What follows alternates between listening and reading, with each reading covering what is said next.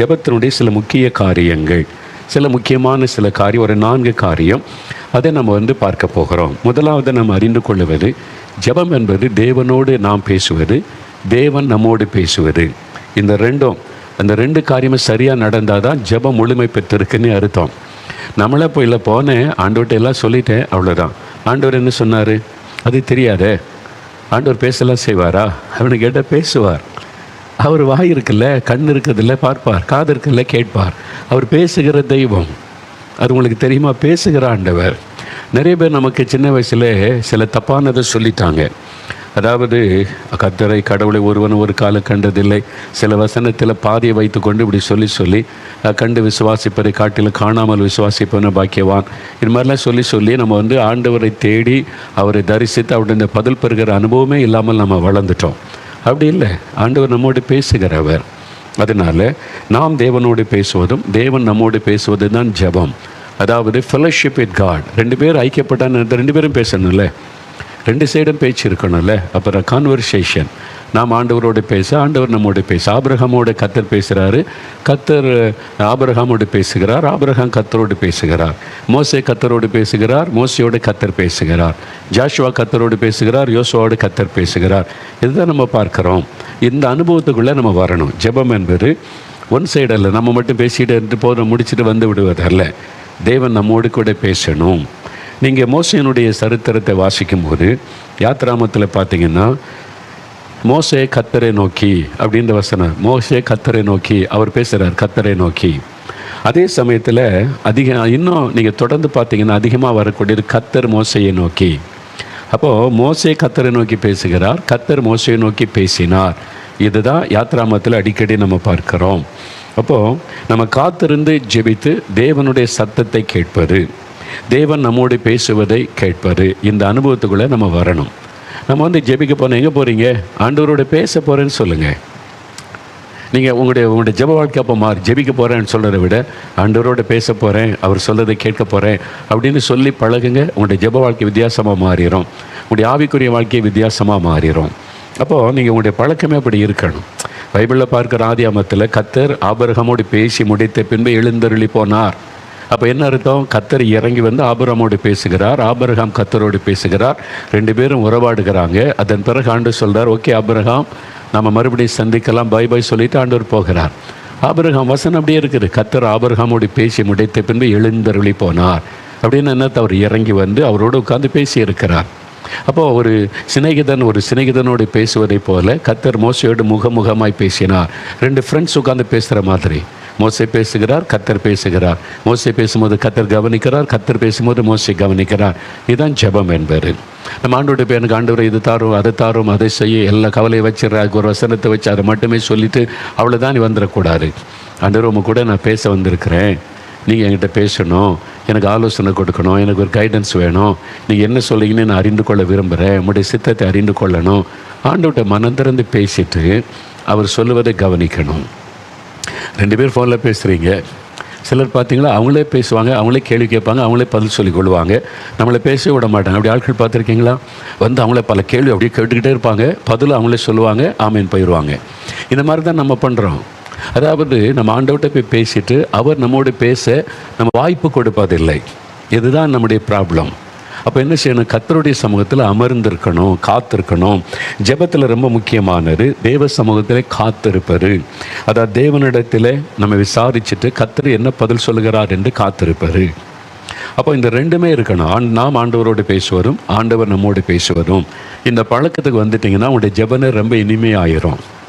2 பேர் ரொம்ப டியரஸ்ட் ஃப்ரெண்டாக இருக்கான்னு வைங்களேன், அப்படியே ஈவினிங்கில் பேசிட்டு போனால், ரோட்டில் நடந்துட்டு போனால் யாரையும் கவனிக்க மாட்டாங்க. வரல இவங்க அவங்க பேச ஒரு பார்க்கில் உட்காந்து பேசுகிறாங்கன்னா பார்த்துருக்கீங்களா? அப்படி ஃப்ரெண்ட்ஷிப். ஃபோனில் பேசுவாங்க பாருங்கள், திடீர்னு அப்படியே பேசுனா ஆரம்பித்தா 3 மணி நேரம் 4 மணி, ஐயோ விடிய காலம் 2 மணி ஆகிட்டு, நேரம் போனதே தெரியல. ஏன்? 2 பேரும் கான்வர்சேஷன், ஃப்ரெண்டுக்கிட்ட பேசுவார். அப்போ ஆண்டவர்கிட்ட பேசினா நேரம் போகிறதே தெரியாது. அவர் பேசுவதற்கு இடம் கொடுத்தால், அவரும் உங்களோட பேசுவதை கவனிக்கிற பழக்கத்துக்களை வந்துட்டால், ஆண்டவருடைய குரலை கேட்கிற அனுபவத்துக்குள்ளே வந்துட்டிங்கன்னா ஜெபம் உங்களுக்கு கடினமாக இருக்காது, இனிமையான ஒரு அனுபவமாக மாறிடும். மணிக்கணக்காக ஜெபித்தாலும் உங்களுக்கு நேரம் போகிறதே தெரியாது. இந்த பழக்கத்துக்குள்ளே நம்ம வந்துடணும்.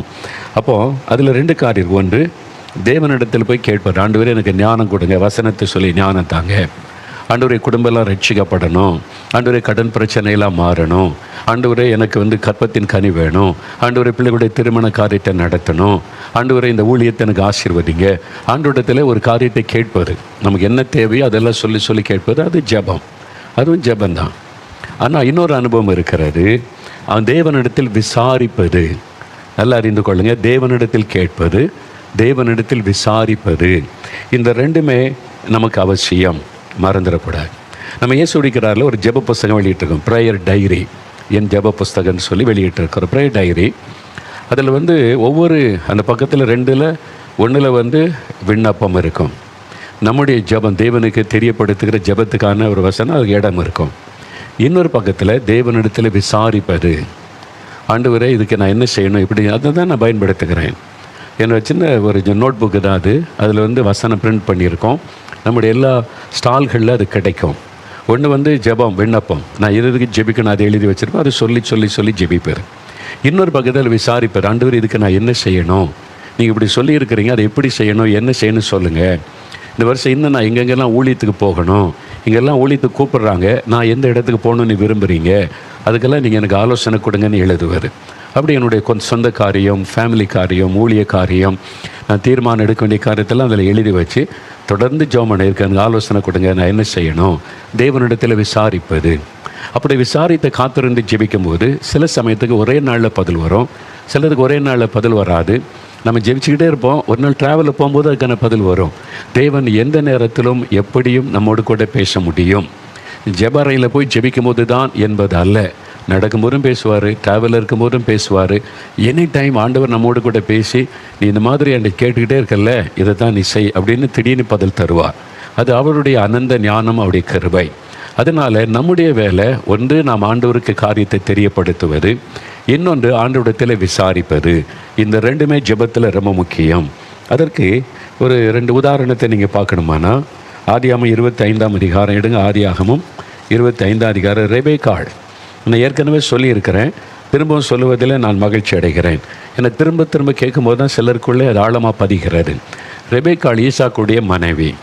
அப்போ ரெபேக்காள் தன்னுடைய சொந்த குடும்பத்தை விட்டு ஈசாக்கோடு வாழ்வதற்கு வேறொரு தேசத்துக்கு வந்திருக்கிறாள், வெகு தூரம் பிரயாணப்பட்டு. இப்போ அவள் 20 வருஷம் கழித்து அவளுக்கு ஒரு ஆசீர்வாதம் கிடைக்கிறது. என்ன நடக்கிற பாருங்கள், 22, 23. அவள் கர்ப்பத்திலே பிள்ளைகள் ஒன்றோடு ஒன்று மோதி கொண்டிருந்தன. அப்பொழுது அவள், இப்படியானால் எனக்கு எப்படியோ என்று சொல்லி கர்த்தரிடத்தில் விசாரிக்கும்படி போனாள். கர்த்தரிடத்தில் ஜெபிக்கும்படி போனாள் என்று எழுதப்படலை, விசாரிக்கும்படி போனாள். நல்ல கவனி, அதுவும் ஜெபத்தில் ஒரு பகுதி தேவனிடத்தில் விசாரிப்பது. ஜெபம் ஆண்டோட போய் அதைத்தார இதுத்தார கேட்குறத ஜெபம் நினைக்கிறோம், அது ஒரு பகுதி.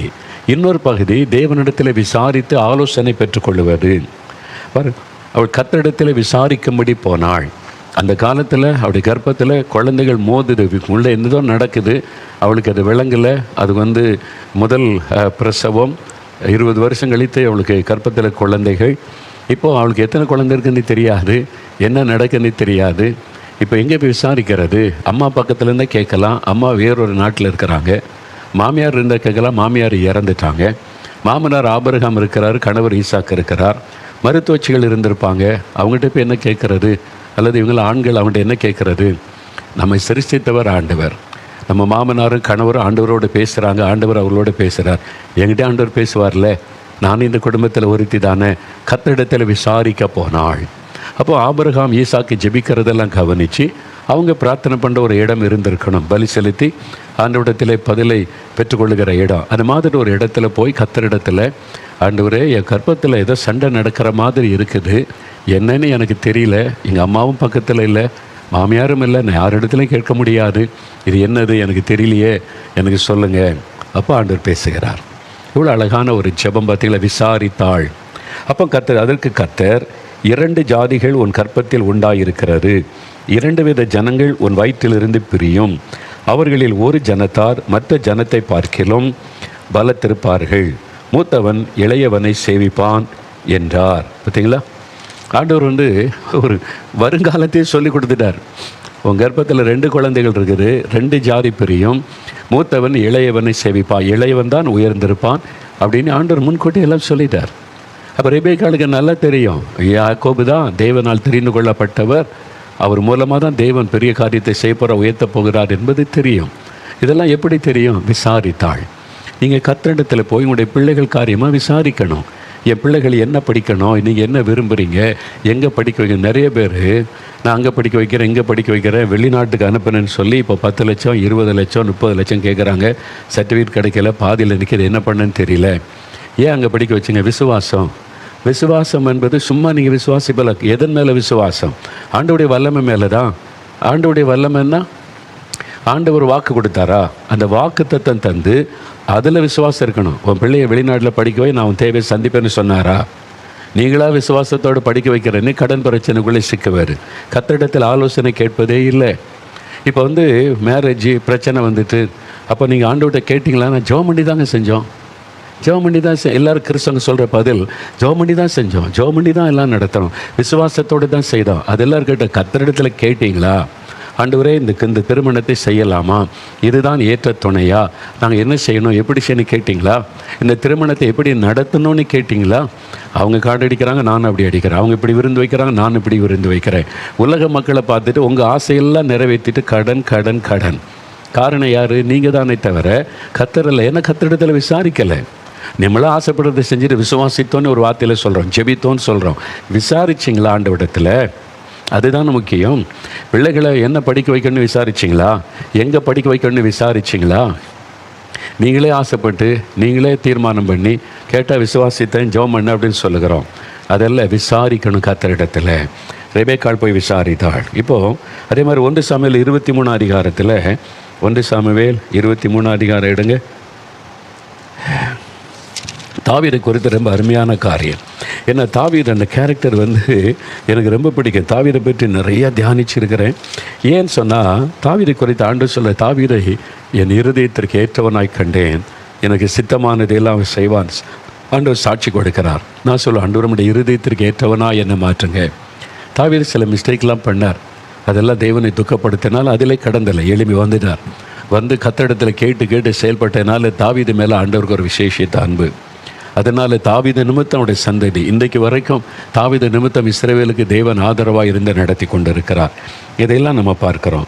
1 சாமுவேல் 23 அதிகாரம் முதல் 4 வசனம் வாசிக்கிறேன். கவனமாக பாருங்கள், இதுக்குள்ளே நம்ம ஆழமான சத்தியம் இருக்கிறது.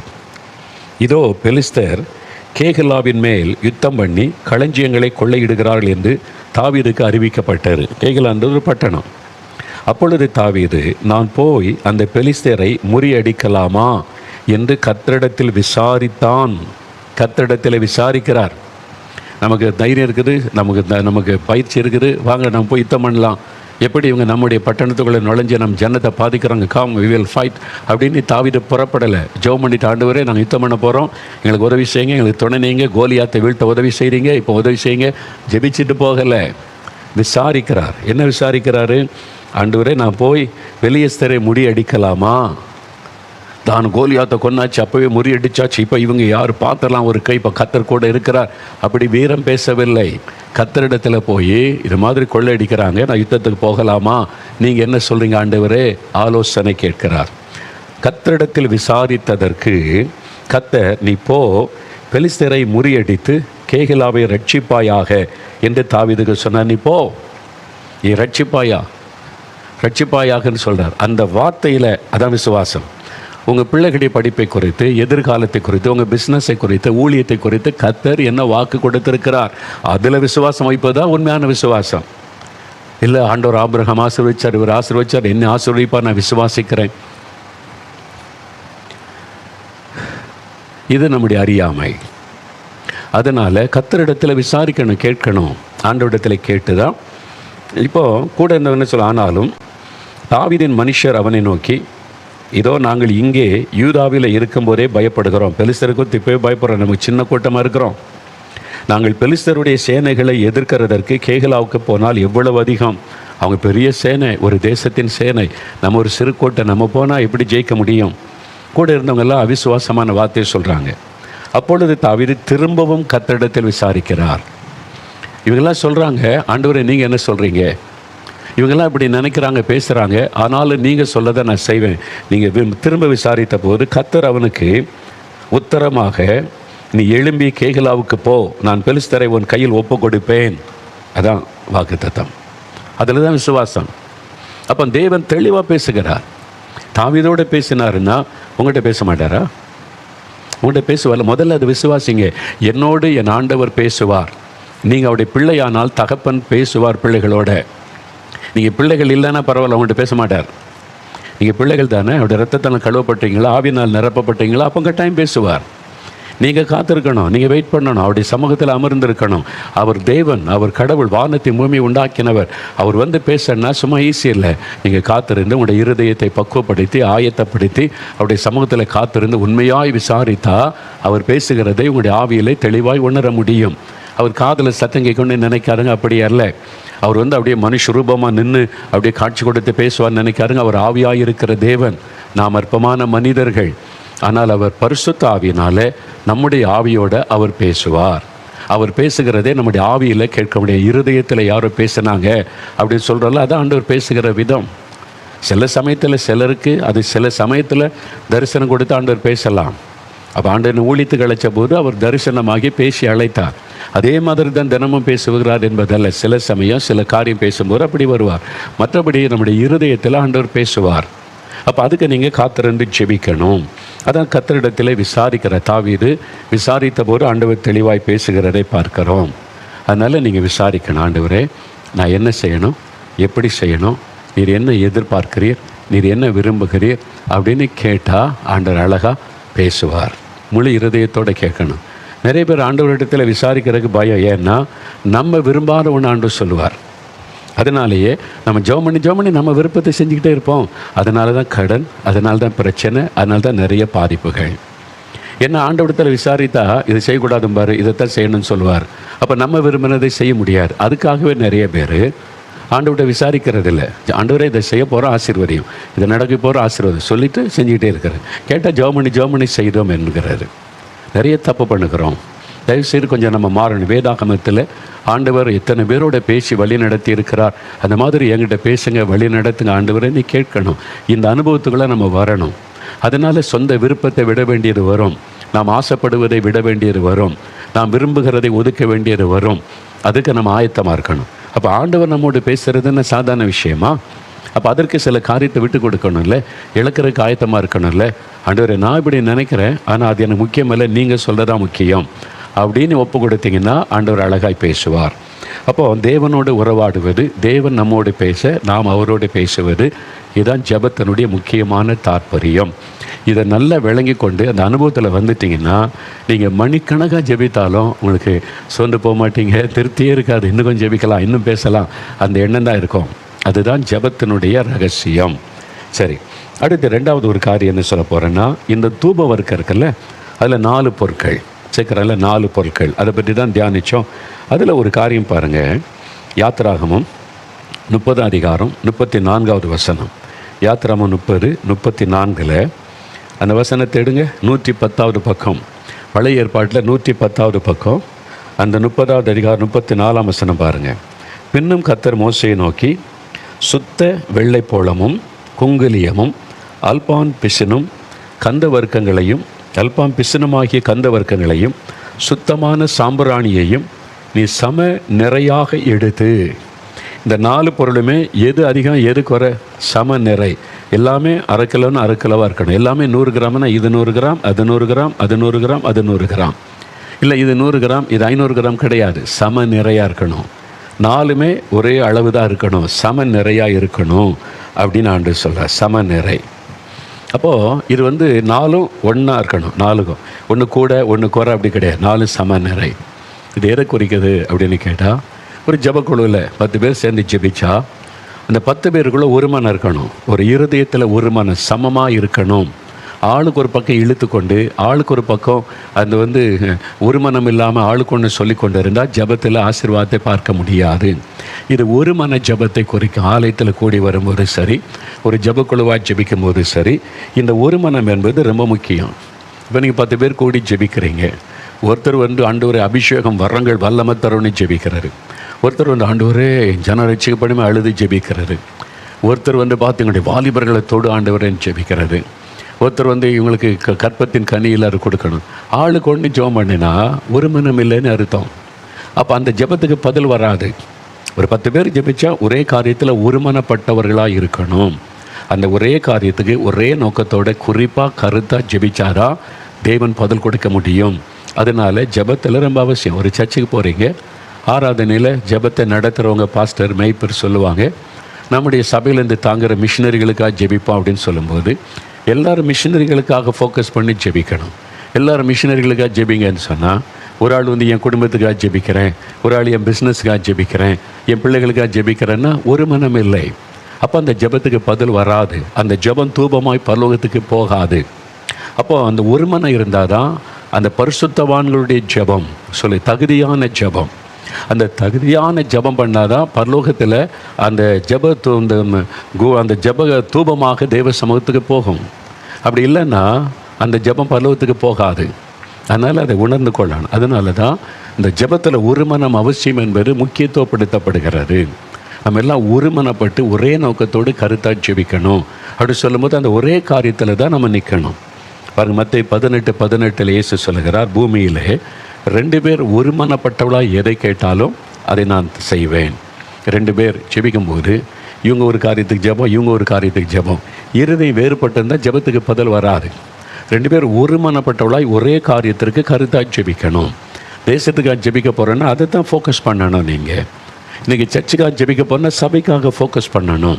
அப்போது நம்ம கூடி ஜெபிக்கும் போதும் சபையில் ஜெபிக்கும் போதும் உபவாச ஜெபம் முழுரவு ஜெபங்களிலேயும் என்ன காரியத்துக்கு இந்த ஜெபம், எந்த பர்பஸுக்கு நம்ம கூடி ஜெபிக்கிறோம் அதை உள்வாங்கி கொண்டு எல்லாரும் அதில் ஒருமனப்பட்டவளாக ஜெபிக்கணும். அது ரொம்ப முக்கியம். அப்படி ஒருமனப்பட்டு ஜெபிக்கும் போது தான் ஆண்டவர் பதில் கொடுக்க முடியும், அற்புதம் செய்ய முடியும். இது நீங்கள் கவனம் செலுத்தணும். அதனால் ஜெபிக்க போகும்போது நம்ம மற்றவங்க என்ன சொல்கிறாங்க, லீட் பண்ணுறவங்க எதை கைட் பண்ணுறாங்க, அதில் கவனம் செலுத்தி அதில் ஒருமனப்பட்டவளாக நம்ம ஜெபிக்கிறதுல கவனமாக இருக்கணும். அப்போ ஆண்டவர் அற்புதம் செய்கிறத நம்ம தெளிவாய் பார்க்க முடியும். இது ரொம்ப முக்கியம். சரியா?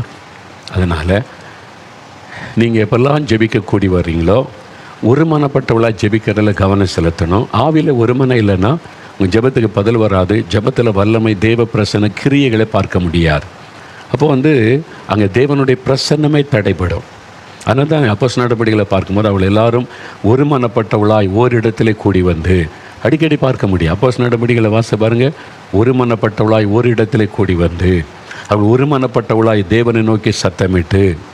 நீங்கள் அடிக்கடி அப்போஸ்தலர் நடபடிகள் எடுங்களேன். வேறு புத்தகத்தில் அப்போஸ்தலர் நடபடிகள் 2ஆம் அதிகாரம் எடுங்க. அப்போஸ்தலர் 2ஆம் அதிகாரத்தில் 1ஆம் வசனம் பாருங்கள். பெந்தேகோஸ்தே என்ன நாள் வந்தபோது அவர்கள் எல்லாரும் ஒருமனப்பட்டு ஓரிடத்திலே வந்தார்கள். ஒரு மனம், எல்லாருக்குள்ளும் கூடி வந்த எல்லாருக்குள்ளும் ஒரு மனம் இருந்தது, ஒரே மனம், ஒரே இருதயம் இருந்தது. அப்போஸ்தலர் நடபடிகள் 2ஆம் அதிகாரத்தில் நாம் அதை பார்க்கிறோம். இப்போ மறுபடியும் அப்போஸ்தலர் நடபடிகள் 4ஆம் அதிகாரத்தில் 24ஆம் வசனம். அவனுக்கு எதிர்ப்பு வருது, அவளை பயமுறுத்தப்படுறாங்க. அப்போஸ்தலர் சபையாருக்கு எல்லாம் தெரியும், ஆயிரக்கணக்கான பேர் வந்துட்டாங்க. இப்போ 3000 5000 திரளான மக்கள் ரட்சிக்கப்பட்டு பெருங்கூட்டம் வந்துட்டாங்க. அப்படி எல்லாருக்கும் மத்தியில் சொல்லும்போது 24ஆம் வசனம், அவர்கள் அதை கேட்டு ஒருமனப்பட்டு தேவனை நோக்கி சத்தமிட்டு. முதல்ல ஒருமனப்பட்டு ஜெபிக்கிறாங்க.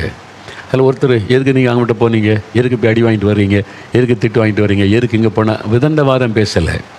அவங்க சொன்னால் ஒருமனப்பட்டவளா, சரி ஒருமனப்பட்டு ஜெபிப்போம், அவ்வளோதான். அதான் முக்கியமான ஒரு காரியம். 32ஆம் வசனம் பாருங்கள். அப்போஸ்தலர் 4:32, விசுவாசிகளாகிய திரளான கூட்டத்தார் ஒரே இருதயமும் ஒரே மனமும் உள்ளவளாக இருந்தாங்க. திரளான கூட்டம். வேத அறிஞர்கள் சொல்கிறாங்க, இந்த டைமில் எருசலேமில் சபையில் 24,000 விசுவாசிகள் இருந்தாங்களாம். 24,000 விசுவாசிகள். அவ்வளோ ஆயிரக்கணக்கான விசுவாசிகள் திரளான கூட்டமாக இருந்தாங்க. ஒரே இருதயமும் ஒரே மனமும், வேறு நோக்கமே கிடையாது. எதுக்கு அந்த கூட்டத்தில் இயேசு மகிமைப்படணும், அவருடைய சித்தை நிறைவேறணும், அவருடைய கட்டளையை நிறைவேற்றணும், அவ்வளோதான். வேறு நோக்கம் கிடையாது. ஒரே இருதயமும் ஒரே மனமும். இன்றைக்கி திரளான விசுவாசிகள், ஒரே மனம் ஒரே இருதயம். 10 விசுவாசி இருப்பாங்க, 10 பேருக்கும் 10 இருதயம், ஆளுக்கு ஒரு டைரக்ஷன். அது சரியில்லை, இது சரியில்லை, இது இப்படி செய்யணும், அப்படி செய்யணும். ஒரு மனமே இல்லாதனால தான் தேவ பிரசன்னத்தை உணர முடியல, ஆசீர்வாதத்தையும் காண முடியலை. அதனால் நீங்கள் கூடி வரும்போது ஜெபத்தில் ஒரு சின்ன குழுவாக இருக்கலாம், சபையில் இருக்கலாம், ஒரு பெரிய மாஸ் ப்ரேயராக இருக்கலாம். எதுக்காக இந்த ஜெபம், எதுக்காக நம்ம கூடி வர பண்ணி இருக்கிறாங்க, அதில் ஒருமனப்பட வேண்டும். இல்லை உங்களுக்கு அதை ஒத்துக்கொள்ள முடியல, எல்லாம் போயிட்டே இருங்க. அங்கே உட்காந்துட்டு ஒரு மனம் இல்லாமல் முறுமுறுத்துக்கிட்டு இது சரியில்லை, இது சரியில்லை, அது தேவையா, அது உங்கள் காரியம் இல்லை. அது அவங்களுக்கு கொடுத்த தரிசனம். அதில் இணைகிறவங்க இணைந்து கொள்கிறாங்க, ஒரு மனப்பட்டு ஜெபிக்க. உங்களுக்கு அதில் ஏற்றுக்கொள்ள முடியலையா, வீட்டில் எழுப்பி வீட்டுக்கு போங்க.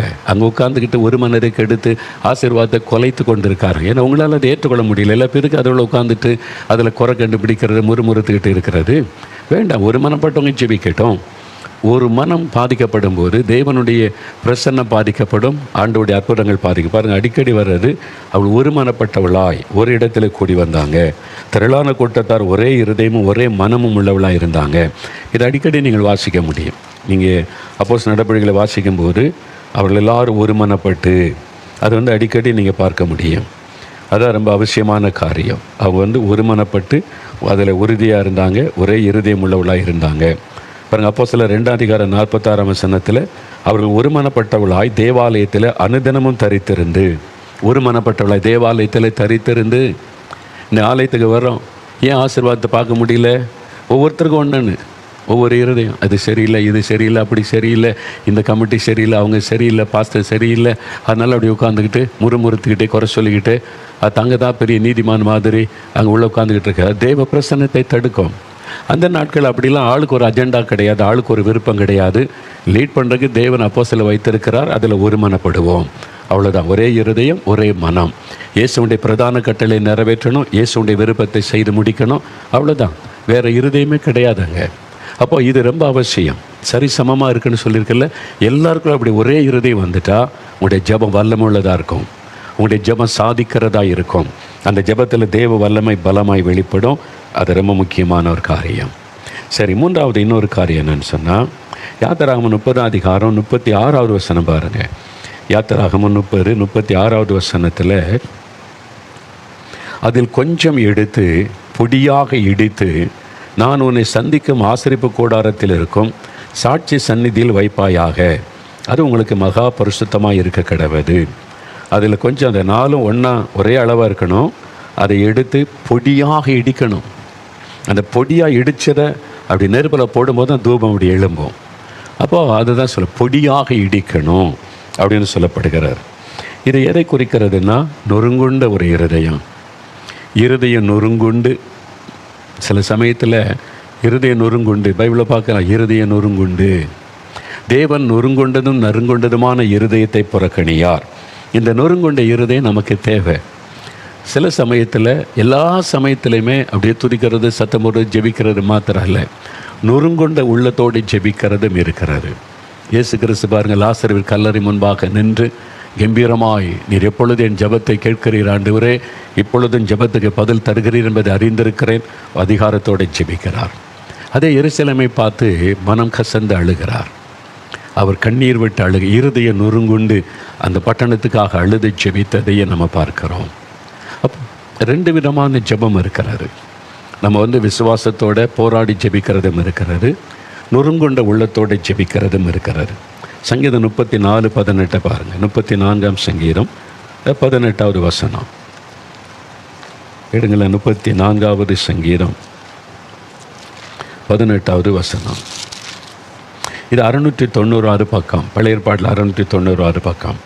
என்ன சொல்லுகிறது? நொறுங்குண்ட இருதயம் உள்ளவர்களுக்கு கர்த்தர் சமீபமாக இருந்து நறுங்குண்ட ஆவி உள்ளவர்களை ரட்சிக்கிறார்.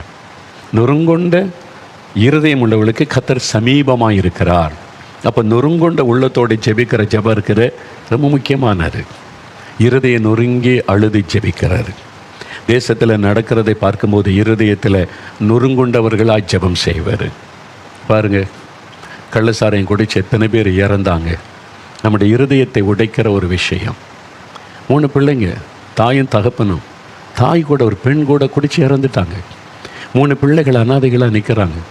செய்தித்தாளில் இந்த படத்தை பார்க்கும்போது இருதயம் நொறுங்கி விட்டது. ஆண்டவரே, எங்கள் தேசத்தில் என்ன நடக்குது? தமிழ்நாட்டில் ஆண்டவர், இந்த அளவுக்கு இந்த குடி எங்கள் ஜனத்தை அழித்து கொண்டு இருக்கிறதே.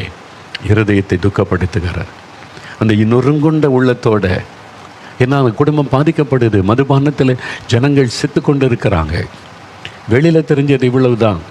ஆனால் இதில் ஒரு 60 பேர் 60+ இறந்துருக்கிறாங்க. இதுவே உலகத்தை கலக்கிற செய்தியாக வந்துட்டு. ஆனால் ஒன்று தெரியுமா, கடந்த 10 வருஷத்தில் தமிழ்நாட்டில் விதவைகள் பெருகி இருக்கிறாங்க. பெண்கள் விதவைகளாக்கப்பட்டிருப்பது ஆயிரக்கணக்காக பெருகி இருக்கிறாங்க. தகப்பன் இல்லாத பிள்ளைகள் பெருகி இருக்கிறாங்க. என்ன காரணம் அப்படின்னா மதுபானம், டாஸ்மாக். குடிச்சு குடிச்சு குடிச்சு நிறைய ஆண்கள் கல்லீரல் பாதிக்கப்பட்டு வியாதிப்பட்டு இறந்துக்கிட்டே இருக்கிறாங்க. அதனால் விதவைகள் தமிழ்நாட்டில் பெருகிட்டு இருக்காங்க. தகப்பன் இல்லாத பிள்ளைகள் பெருகிக்கிட்டே இருக்கிறாங்க. இது எவ்வளோ பெரிய பாதிப்பை உண்டாக்குற விஷயம். கொஞ்சம் தேவ சமத்தில் யோசித்து பார்த்தா நம்ம இருதயம் நொறுங்கிறோம். நம்மளால் அழாமல் இருக்க முடியாது. இந்த நிலைமை மாறணுமே ஆண்டவரே. அந்த பாதிப்பை நம்ம உள்ளத்தில் உண்டாகும். அதான் நொறுங்குண்ட ஒரு உள்ளத்தோடு ஜெபிக்கிறார். தேசத்தில் நடக்கிற நிகழ்வுகள் காரியங்களை பார்க்கும்போது இருதயத்தில் ஒரு நொறுக்குதல் வரும் தெரியுமா. இது மாதிரி நம்ம நொறுக்கப்பட்ட ஒரு இருதயத்தோடு ஜெபிக்கணும். நொறுங்குண்டதும் நறுங்குண்டதுமான இருதயத்தை ஆண்டவர் புறக்கணிக்கவே மாட்டார். அதனால் நாம் ஜெபிக்கும் போது, ஒரு ஆத்மாவுக்காக ஜெபிக்கும் போது இருதயம் நொறுங்கி கண்ணீர் வடிக்கும் போது அந்த ஜெபத்துக்கு உடனே பதில் வரும். நான் நிறைய காரியத்தில் பார்த்துருக்குறேன். நிறைய காரியத்தில் எனக்கு தெரிந்த ஒரு ஊழியக்காரர், அவருடைய மகள் திருமணமாகி பல வருஷமாகிட்டு குழந்தைகள் இல்லை. சாதாரணமாக ஆண்டு குழந்தை கொடுத்து ஆசீர்வதியும் ஜெபிக்க சில வருஷங்கள் கடந்துட்டு, அப்போ ஒரு நாள் அதை நினைக்கும் போது ரொம்ப பாரம் உண்டாயிற்று. நான் தேவ சமூகத்தில் தோட்டத்தில் போய் ஜெபிப்ப முழங்கால் போட்டு, அந்த ஊழியக்காருடைய மகள் கர்த்தருக்கு ஊழியம் செய்கிறாங்க, அவங்களுடைய அந்த சந்ததியை நீங்கள் ஆசீர்வதிக்கணுமே. இருதய நொறுங்கி நான் கண்ணீர் விட்டு அழுதேன். என் கண்ணில் கண்ணீர், ஆண்டவரே இந்த ஆசீர்வாதத்தை நீங்கள் கொடுக்கணுமே. அவனை கண்ணீர் விட்டு அழுது ஜெபித்தேன். 2 மாதத்தில் செய்தி வருது, கர்த்தர் கர்ப்பத்தை ஆசீர்வதித்து விட்டார். அந்த அழுது ஜெபித்த உடனே பதில் வந்தது. இந்த மாதிரி நிறைய காரியத்தில் தேசங்களுக்காக ஜெபிக்கிறது, ஒரு குடும்பத்துக்காக ஜெபிக்கிறது, ஒரு ஆத்மா ரட்சிக்கப்படுவதற்கு ஜெபிப்பது. அந்த பாரம் உண்டாக இருதயம் நொறுங்கி ஜெபிச்சிட்டோன்னா உடனே பதில் வரும். சோதிச்சு பாருங்கள். நீங்களும் அப்படி ஜெபித்து பாருங்கள். நீங்களே யோசித்து பாருங்கள். அது மாதிரி நிறைய காரியம் உங்கள் வாழ்க்கையில் நடந்திருக்குது. இருதயம் நொறுங்குண்டு ஜெபித்த உடனே பதில் வந்திருக்கிறார். அப்போது நொறுங்குண்ட இருதயத்தை தேவன் புறக்கணியாதவர். நம்ம அந்த ஏசாயா 57:15 பாருங்கள். ஏசாயா தீர்க்கதரிசன புஸ்தகம் 57ஆம் அதிகாரம் 15வது வசனம் பாருங்கள். அதனுடைய பின்பகுதியை நான் வாசிக்கிறேன். நான் பணிந்தவர்களின் ஆவியை உயிர்ப்பிக்கிறதற்கும் நொறுங்கினவர்களின் இருதயத்தை உயிர்ப்பிக்கிறதற்கும் நொறுங்குண்டு பணிந்த ஆவி உள்ளவர்களிடத்திலும் வாசம் பண்ணுகிறேன். ஆண்டவர் எங்கே வாசம் பண்ணுறாராம்? இருதய நொறுங்குண்டவர்களாய், நொறுங்குண்ட பணிந்த ஆவி உள்ளவர்களிடத்தில் நான் வாசம் பண்ணுகிறேன். அப்போ அந்த நொறுங்குண்ட உள்ளம் தேவனுக்கு ரொம்ப பிரியம். புட்டியாக நொறுக்கணுன்றார்ல, நம்ம இருதயம் நொறுங்கி ஜெபிப்பார். அப்போ தேசத்தில் தீமை நடந்தால் உங்களுடைய உள்ளம் பாதிக்கப்படுதா? யோசித்து பாருங்கள். உங்களுடைய உள்ளத்தில் இந்த பாதிப்பு வருதா? இருதயம் நொறுங்குதா? அதை யோசித்து பாருங்கள். அப்படி ஜெபிப்பார். அந்த ஜெபம் தேவன் உடனே பதில் கொடுப்பார். ஒரு தனிப்பட்ட நபருக்காக இருக்கலாம், ஒரு சபைக்காக இருக்கலாம், ஒரு பட்டணத்துக்காக இருக்கலாம், ஒரு தேசத்துக்காக இருக்கலாம், ஒரு கூட்ட மக்களுக்காக இருக்கலாம், பாதிக்கப்பட்ட மக்களுக்காக இருக்கலாம். இருதயம் நொறுங்கி நீங்கள் கண்ணீரோடு ஜெபிக்கும் போது உடனே அதில் தேவன் தலையிடுவதையும் செயல்படுவதையும் மாற்றம் வருவதையும் நீங்கள் பார்க்க முடியும். அந்த ஜெபம் அவசியம். அப்போ இருதயம் நொறுங்கி அழுது நெகேமியா பாருங்கள். தன்னுடைய ஜனம் சிறுமை அனுபவிக்கிறாங்க, பட்டணம் இடிக்கப்பட்டு கிடக்கிறது, சிறுமை அந்த செய்தி கேட்ட உடனே நான் உட்கார்ந்து அழுது சில நாளாய் துக்கித்து பரலோகத்தின் தேவனை நோக்கி மந்தாடி. நெகேமியா 1:4 அவர் எழுதுகிறார். எவ்வளோ அந்த ஒவ்வொரு வார்த்தையினை கவனிங்க. அவருடைய இருதயம் பாதிக்கப்பட்டது. தேசத்தில் மக்கள், என் ஜனம், என் தேசம் பாதிக்கப்பட்டிருப்பது என்று உணர்ந்த உடனே அவருடைய உள்ளம் பாதிக்கப்பட்டது. இருதயம் நொறுங்கி அவர் மன்றாடுகிறார். அப்படி நம்ம வாசிக்கிறோம்ல. அப்போ அந்த இருதயத்தில் பாதிப்பு வரணும். அந்த ஜெபம் தேவனுக்கு பிரியமான ஜெபம். அவங்க கூட ஆண்டவர் வாசம் பண்ணுவார். அப்போ தேசத்தில் நடக்கிறத பாருங்கள். விதவைகள் பெருகி இருக்கிறாங்க, தகப்பன் இல்லாத பிள்ளைகள் பெருகி இருக்கிறாங்கன்னா அப்போ நம்ம தேசத்தை பார்க்கும்போது ஒரு பாதிப்பு உள்ளத்தில் உண்டாகும். அந்த பாதிப்போடு அழுது ஜெபிக்கும் போது தேவன் அதில் கிரியை செய்கிறதை பார்க்க முடியும். அதே மாதிரி தான் ஒரு தேசம் ரட்சிக்கப்பட, ஒரு பட்டணம் ரட்சிக்கப்பட, அழிவிலிருந்து காப்பாற்றப்பட இருதயம் நொறுங்கி ஜெபம் செய்வது. அப்போ அந்த பழக்கம் உங்கள்கிட்ட இருக்குதா? கண்ணீரோடு ஜெபிக்கிறது, இருதயம் நொறுங்கி ஜெபம் செய்வது. யோசித்து பாருங்கள். சிலரை பார்த்துருக்குறேன். அப்படியே அதாவது நொறுங்குண்ட ஒரு இருதயம். நவநீதர் அண்ணனே ஒரு அண்ணன் இருக்கிறாங்க. நண்பர் சுவிசேஷ ஜெபக்குழுவில் அவங்க ஊழியர் செய்து இன்றைக்கி இப்போ ரிட்டையர்ட் ஆகிட்டாலும் அவங்க அந்த ஸ்தாபனத்தோடு கூட இணைந்து பல ஊழியர் செய்கிறாங்க. நான் அநேக வருஷத்துக்கு முன்னால் என் ஊழியத்தின் ஆரம்ப காலத்தில் ஒரு 40 இயர்ஸுக்கு முன்னாலேயே நான் அவங்களை சந்தித்த போது என்னால் மறக்கவே முடியாது. சில நம்முடைய நேரம் பேசுகிறதுக்குள்ளே இந்தியா பற்றி சொல்லும்போது அவருடைய கண்ணில் கண்ணீர் வடியும். அவருடைய இருதயம் இந்த தேசத்துக்காக நொறுங்கி இருக்கிறதை என்னால் பார்க்க முடியும். இந்திய மக்கள் அதை நினச்சவனை சொல்லும் போதே கண்ணில் கண்ணீர் வரும். அப்படி ஒரு பெருமூச்சு வரும், அழுகை வரும். நொறுங்குண்ட ஒரு இருதயம். அது என்னை ரொம்ப பாதித்தது. ஆண்டவரே, இந்த மாதிரி ஒரு இருதயம் எனக்கு வேணும், நான் இந்த மாதிரி ஜெபிக்கணும் ஆண்டவரே அப்படின்னு ஆண்டவரிடத்தில் கேட்டிருக்கிறேன். இப்பவும் இந்த வயதான நாட்கள்லையும் அதே மாதிரி ஊழியம் செய்கிறாங்க. அதே நொறுங்குண்ட ஒரு இருதயம். அந்த மாதிரி இருதயம் நமக்கு வேணும். ஃபாதர் பெர்க்மான்ஸ் அவங்க பாட்டில் நிறைய பாட்டு பார்த்தீங்களா, அது எவ்வளோ பெரிய வல்லமை, ஒரு அபிஷேகம், தொடுதல். காரணம் என்ன தெரியுமா? அவனுடைய இருதயம் ஒரு நொறுங்குண்ட ஒரு இருதயம். நான் முதல்ல அவங்களை சந்தித்தது ஏற்கனவே சொல்லியிருக்கிறேன். பாளையங்கோட்டையில் அப்போ பேரும்பை விழாவுக்கு வந்திருந்தாங்க பேச. ஃபாதர் பிரதர் வீட்டில் தங்கியிருந்தேன். அங்கே வந்துட்டாங்க. நான் தரையில் முழங்கால் போட்டு ஜெபிச்சுக்கிட்டு இருந்தேன். உள்ளே அப்படியே உட்காந்துட்டாங்க தரையில். கொஞ்சம் நேரம் பேசின பிறகு ஜெபமனோமான்னாங்க. சரி ஃபாதர் ஜெபிக்கலான்னு உட்கார்ந்தவங்க எழும்பி முழங்கால் போடுறதுக்குள்ளே அவனுடைய கண்ணில் இந்த கண்ணீர் அப்படியே என்னை பார்த்து சொல்லாங்க, என் ஜனம் ரட்சிக்கப்பட்டு ஜெபம் பண்ணுங்க, கத்தோலிக்க மக்கள் ரட்சிக்கப்படணும்னு அழுதாங்க. அவனுடைய போட்ட இந்த ட்ரெஸ் எல்லாம் கண்ணீர். அன்றைக்கு மாத்திரம் இல்லை, இன்றைக்கும் அதே பாரம், ஒரு நொறுங்குண்ட இருதயம். அதனால தான் இன்றைக்கி பாருங்கள், நிறைய கத்தோலிக்க மக்கள் ரட்சிக்கப்பட்டு அபிஷேகம் பண்ணி சாட்சியாக எழும்பி வருகிறதை பார்க்க முடிகிறது. கண்ணீர் விட்டு அழுதாங்க. அப்படியே நொறுங்குண்ட ஒரு இருதயம், என் ஜனம் ரட்சிக்கப்படணுமே அந்த பாரம். அப்போ ஆண்டவர் நொறுங்குண்ட இருதயத்தை புறக்கணியா. உங்களுக்கு எப்படியாவது அப்படி நொறுங்குண்ட உள்ளே வந்திருக்குதா? ஆண்டோடைய போன அழுது புலம்பி ஜெபிக்கிறது வந்திருக்குதா? அந்த இறைமையா கதறாவி, என் தலை தண்ணீரும் என் கண்கள் கண்ணீருமானால் நலமாயிருக்குமே, நான் என் ஜனத்திற்காக இரவும் பகலும் அழுது புலம்புவேனே.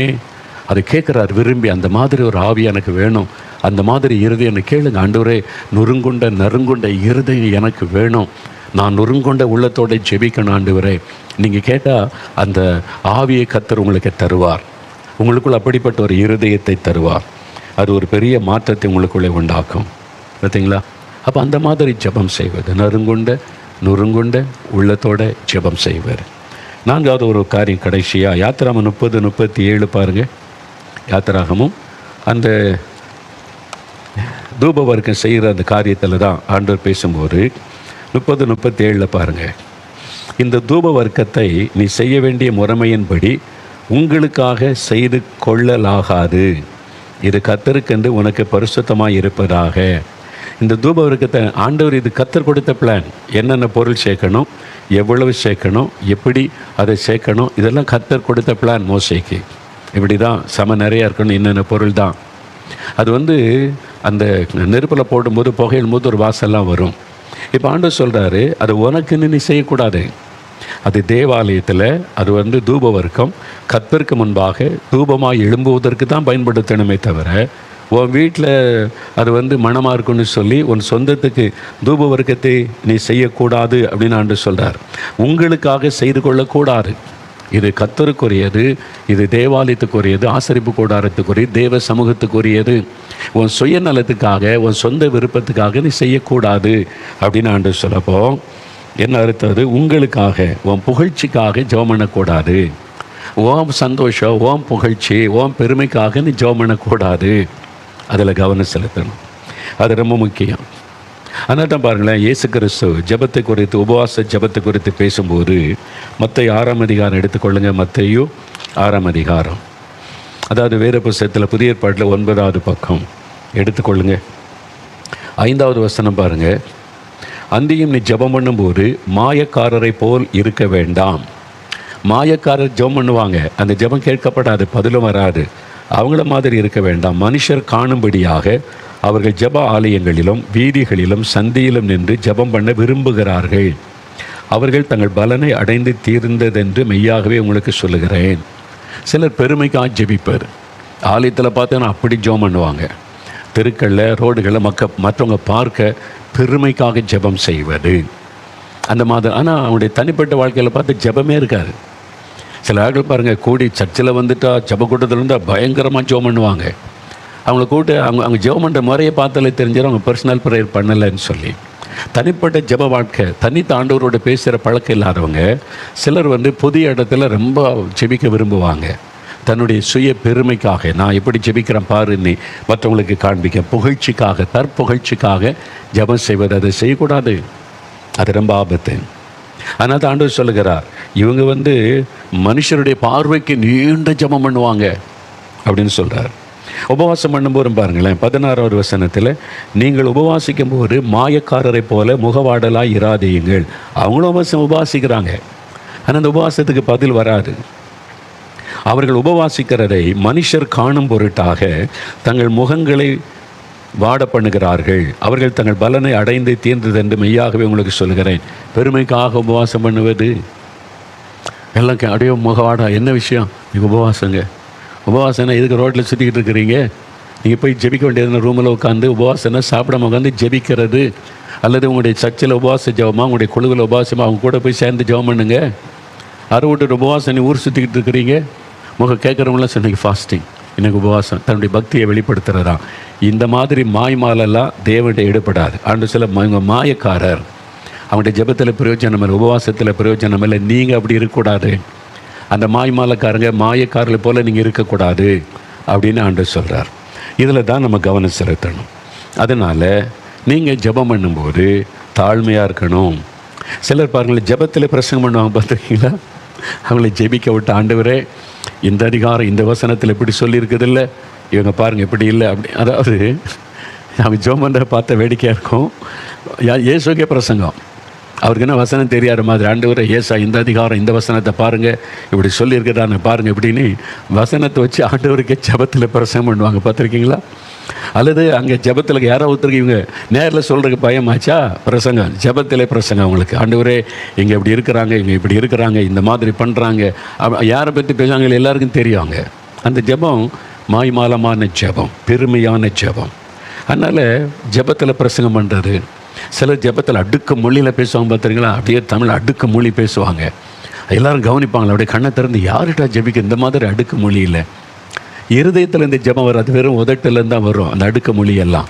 சிலர் அப்படி பொது இடத்துல தங்களுடைய பெருமைக்காக ஜெபம் பண்ணுவாங்க பார்த்துருக்கீங்களா? அந்த ஜெபம் பிரயோஜனம் இல்லாது. அப்படி செய்யக்கூடாதுன்னு ஆண்டவர் சொல்கிறாரு. தாழ்மையாக ஜெபிக்கணும், இருதயம் நொறுங்கி ஜெபிக்கணும். பெருமைக்காக ஜெபம் பண்ணக்கூடாது, மற்றவங்களுக்கு ஜெபத்தில் பிரசங்கம் பண்ணக்கூடாது, ஜெபத்திலே மற்றவங்களை தாக்கி ஜெபம் செய்வது அது மாதிரிலாம் செய்யக்கூடாது. அது தேவன் கவனித்து கொண்டிருக்கிறார். அது மாத்திரம் இல்லை, கூடி ஜெபிக்கும் போது ஒரு ஜெப குறிப்பு சொன்னால் ஒரு 2 நிமிஷம் 2 நிமிஷம் ஜெபத்தை முடிச்சிடணும். சிலர் பொது இடத்துல நீண்ட ஜெபம் பண்ணுவாங்க.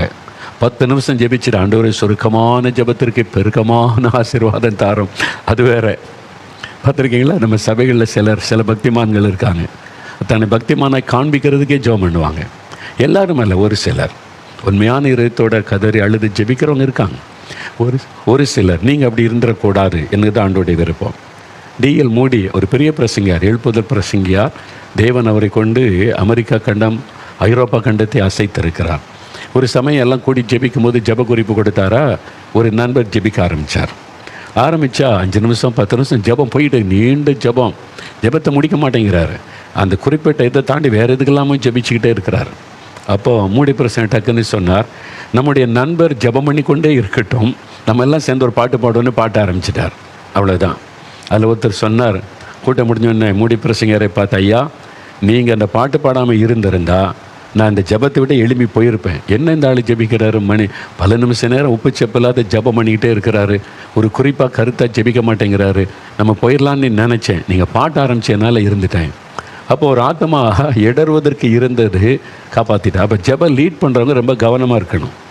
ஜெபம் நடத்துகிறவங்க அவங்க எதுக்கு ஜெபிக்கிறாங்க, கருத்தாக சுருக்கமாக ஜெபிக்கிறாங்களா அப்படின்னு கவனிக்கணும். கூடி நீங்கள் தனி ஜெபத்தில் ஒரே ஜெப குறிப்புக்கு 1 மணி நேரம் ஜெபிங்க, தப்பே கிடையாது, யாரும் கேட்க மாட்டாங்க. கூடி பொது இடத்துல ஜெபிக்கும்போது சுருக்கமாக இருக்கணும், எஃபெக்டிவாக இருக்கணும், கருத்தாக அந்த ஜெபம் இருக்கணும், அவ்வளோதான்.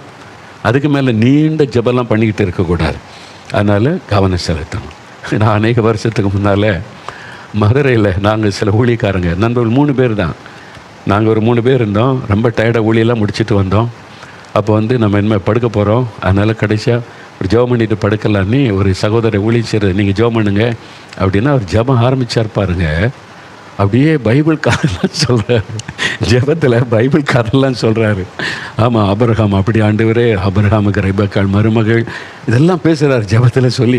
5 நிமிஷம் 10 நிமிஷம் நான் பார்த்தது, என்னடா அவர் சின்ன ஜெபம் பண்ணிட்டு தூங்க போகிறதுக்கு ஸ்தோத்திர ஜெபம் பண்ண சொன்னால் பைபிள் கதையெல்லாம் ஆண்டவருக்கு சொல்லிகிட்டு இருக்காரு. இன்னி நாங்கள் எழும்பி அறுபாடில் ஜெபிச்சுட்டு இருக்கட்டும், இன்னி நாங்கள் எழும்பி வெளியே போய் மற்ற பாத்ரூமெல்லாம் போயிட்டு வந்துட்டு படுக்கிறதுக்கெல்லாம் ரெடி ஆகிட்டோம்.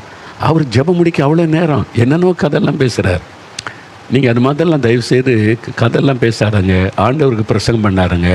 நீங்கள் ஜெப நேரத்தில் பைபிள் ஸ்டடிலாம் எடுக்காதங்க, ஜெபத்தில் கவனம். சிலர் ஆண்டவரே நாங்கள் போனோமா, இவங்க வந்தாங்களா, அவங்க கேட்டாங்களா, அவங்களுக்கு இந்த பதில் சொன்னோம், இவங்க பெருமையை ஜெபத்தில் சொல்லுவாங்க. நான் கேட்டிருக்கேன் அது மாதிரி ஆட்களை. இவங்க ஜெபத்தில் பார்த்தீங்கன்னா ஜெபமாக இது ஜெபமே இல்லை, அவங்க பெருமை பேச, ஆண்டவரே இவங்களை சந்தித்தோம், அவங்க இப்படி கேட்டாங்க, அவங்களுக்கு இப்படி பதில் சொன்னோம். இதெல்லாம் ஜெபத்தில் எல்லாம் ஒரு தேசத்துக்காக ஜெபிக்கிற இடத்துல இப்படிலாம் கதை பேசுகிறது. இது மாதிரி தயவு செய்து நீங்கள் ஆண்டவரை துக்கப்படுத்தாதங்க, நேரத்தை வீணாக்காதங்க, மற்றவர்களுக்கு இடரில் உண்டாக்காதங்க. கூடி தனி ஜெபத்தில் நீங்கள் என்ன வேணாலும் பேசுங்க. இப்போ ஆண்டவரை இப்படி நடந்துச்சா அப்படி நடந்துச்சா, நாங்கள் போனோன்னா அவங்க வந்தாங்களா, அது உங்களுக்கும் ஆண்டவருக்கும் உள்ள காரியம். பொது இடத்துல சபையிலையோ கூடி ஜெபிக்கிற இடத்துலையோ பிரசங்கம் பண்ணுறது, ஆண்டவருக்கு விளக்கம் சொல்கிறது, உங்கள் சொந்த கதையெல்லாம் பேசுவது, பெருமைக்காக என்னென்னோ சொல்லுவது, அவங்க இப்படி சொன்னாங்களா, நான் இப்படி பதில் சொன்னேன்னா ஆண்டவரே, இதெல்லாம் இருக்குது, எல்லாருக்கும் தெரியணுமா அதை. இது மாதிரிலாம் தயவு செய்து நீங்கள் பண்ணாதங்க. தேவன் அதை அங்கீகரிப்பதில்லை. உங்களுடைய ஜெபமெல்லாம் வீணாய் போய்விடும். அதனால் கவனம் செலுத்தணும். அதனால் இந்த 38ஆம் வசனம் பாருங்கள், யாத்திராகமம் 30:38 கடைசியாக ஒரு காரியம் சொல்லப்பட்டிருப்பாருங்களேன். இதற்கு ஒப்பானதை முகருகிறதற்காக செய்கிறவன் தன் ஜனத்தில் இராதபடி அறுப்புண்டு போக கடவன். இது தூபத்துக்காகத்தான் பயன்படுத்தணும். கர்த்தருடைய சமூகத்தில் அது தூப கலசத்தில் போடுவதற்கு தான் இந்த தூப வர்க்கம். நீ முகர்ந்து கொண்டு வாசமாக வைத்துக்கொள்ள அதை பயன்படுத்தக்கூடாது. கர்த்தர் சொன்ன முறைமையில் அதை செய்யக்கூடாது என்பதாய் ஆண்டவர் சொல்கிறார். அப்போ தங்களுடைய சுயநலத்துக்காக ஜெபத்தை பயன்படுத்தக்கூடாது. தங்களுக்குள்ளே ஒரு பெருமை. சிலர் பாருங்கள், கேட்டால் ஐ எம் இன்டர்செஷர்பாங்க. நான் மன்றாட்டு ஜெப வீரன், அவங்களே அறிமுகப்படுத்து. மற்றவங்க சொன்னால் பரவாயில்ல, இவங்க நல்ல ஒரு ஜெப வீரன், இப்படி ஜெபிப்பாங்கன்னு இவங்களே சொல்லி ஐ எம் இன்டர்செஷர் அப்படிம்பாங்க. இன்டர்செஷனாக என்னன்னு கேட்டிங்கன்னா தெரியாது, ஆனால் அப்படி சொல்லுவாங்க, இன்டர்செஷரும்பாங்க. சிலர் நான் பார்த்துருக்குறேன், ஆண்டவரே கண்ணீரோடு ஜெபிக்கிறோம்பாங்க. கண்ணீரே வராது. அப்புறம் இப்படி கண்ணீரோடு ஜெபிக்கிறேன்னு சொல்கிறீங்க இல்லை? ஏதாவது ஒரு நேரம்னா பரவாயில்ல. சிலர் கவனித்தேன், சிலர் தொடர்ச்சியே ஜெபத்துக்கு வருவாங்கல்ல, அவங்க ஆண்டவரை கண்ணீரோடு ஜெபிக்கிற ஆண்டவரேம்பாங்க. நான் பார்த்தேன் கண்ணீரே வரல. சரி, ஒரு நேரம் எப்போ ஜெபித்தாலும் கண்ணீரோடு ஜெபிக்கிறேன், ஒரு சொட்டு கண்ணீர் கூட வந்ததே இல்லை. அப்புறம் என்ன ஜெபம் கண்ணீரோடு? அந்த வார்த்தை இதுக்கு சொல்லணும். அப்போ பாரத்தோடு ஜெபிக்கிறேன், இதுக்காக ஜெபிக்கிறான்னு ஜெபிக்கலாம். கண்ணீரோடு ஜெபிக்கிறேன்னா கண்ணீர் சிந்தணும், அதில் உண்மை இருக்கணும்ல. சும்மா வெறும் வாயில் வார்த்தையில் நீங்கள் சொல்லிட்டு போகிறது அல்ல. அதனால் ஜெபத்தில் இதெல்லாம் கவனிக்க வேண்டிய அவசியம். ஏன்னா 1 பேதுரு 5:5 பெருமையுள்ளவனுக்கு தேவன் எதிர்த்து நிற்கிறார், தாழ்மையுள்ளவர்களுக்கோ கிருபை அளிக்கிறார். அப்போ தாழ்மை ஜெபத்தில் சிலர் சொல்லுவாங்க, நான் ஜெபம் பண்ண என்ன நடக்கும் தெரியுமா? பார்த்துருக்கீங்களா? மிரட்டுவாங்க, ஜெபத்திலேயே மிரட்டுவாங்க. நான் யார் தெரியுமா? நான் ஜெபம் பண்ண என்ன நடக்கும் தெரியுமா அப்படின்னு சொல்லுவாங்க. பார்த்துருக்கீங்களா? நான் பார்த்துருக்கேன். ஐயோ, அதெல்லாம் நம்ம சொல்லக்கூடாது. இந்த பெருமைலாம் நமக்கு வேண்டாம். பெருமை உள்ளவர்களுக்கு தேவன் எதிர்த்துன்னு இருக்கிறார்.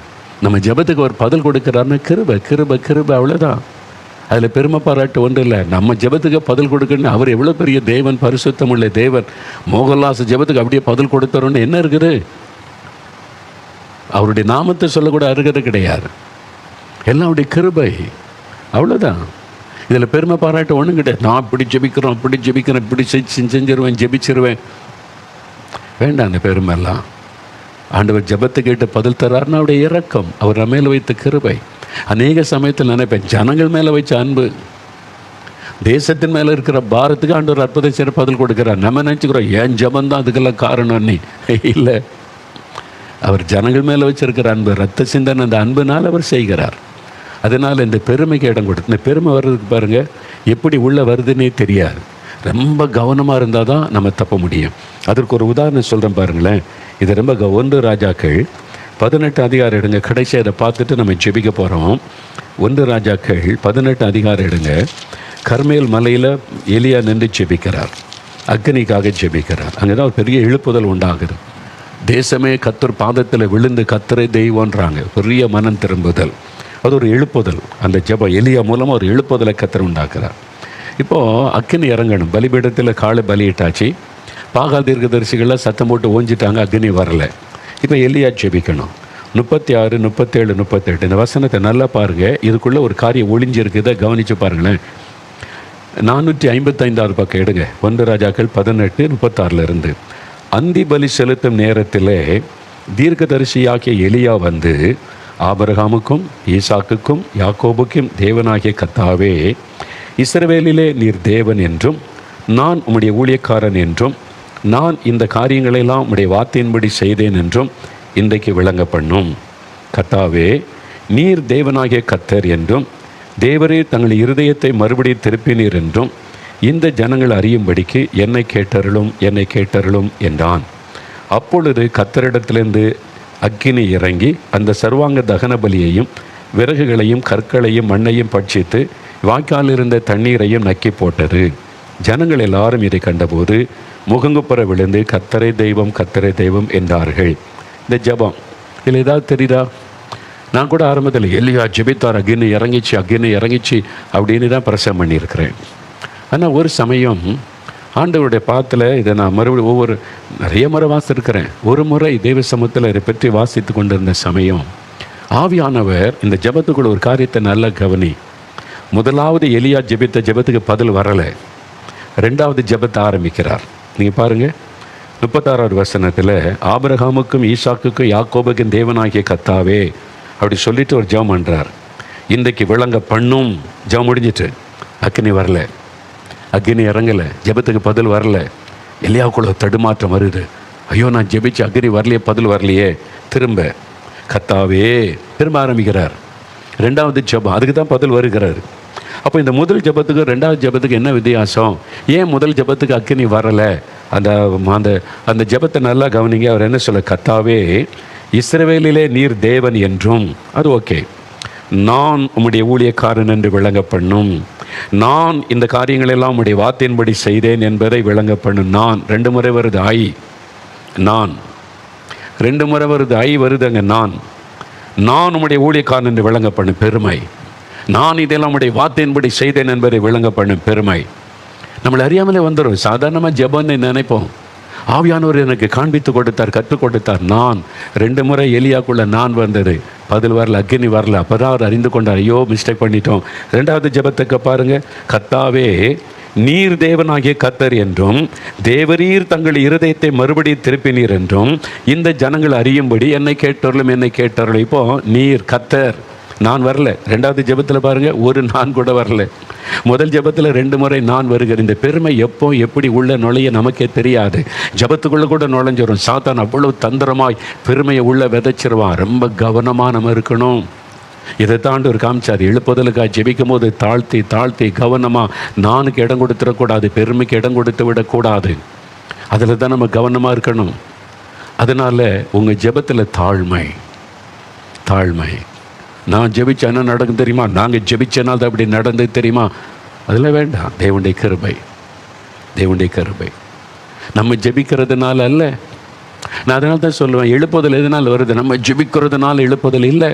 அவர் எழுப்புதலை தீர்மானம் பண்ணிட்டார், அதனால நம்ம ஜெபிக்க வைக்கிறார். அவ்வளோதான் விஷயம். எழுப்புதலை கர்த்தர் தீர்மானம் பண்ணிட்டார். அது எப்போவே தீர்மானம் பண்ணப்பட்டது.